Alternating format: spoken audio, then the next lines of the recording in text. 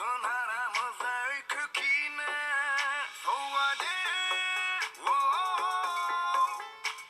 bu akşamı bilece geçireli kalyanında. Söhbet, unut olu aramızdaki öykü kineni bile. Söhbet, bana bir gijäni. Qaytana yine şol gijäni. Yattın çıkarıp ben şol geçin öykeni. Söhbet.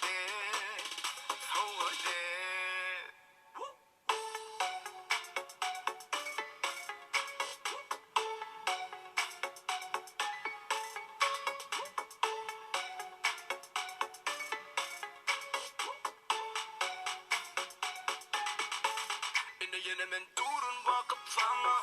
Faydalamana yeni pışırda yuvaştan fikirlerimi anıp. Bili yang sen bir vakışta. Unutmayın bu gijäni. Onu bana söhbet. Faydalanmacak şol gijäni. Gelin bana söhbet. Totenlerimden gel kalbime. Yanılıp ver bana. Bol yürümemin Kalmadan bu can sana. Unutulmayacak bu gijäni. Söhbet bana.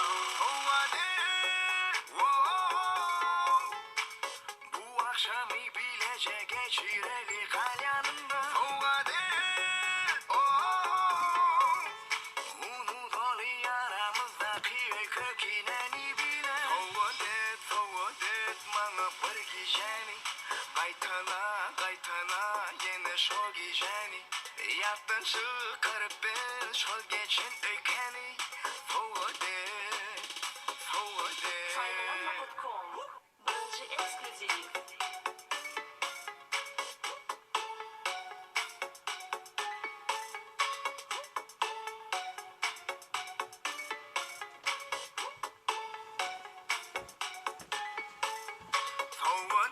Söhbet, bana bir gijäni.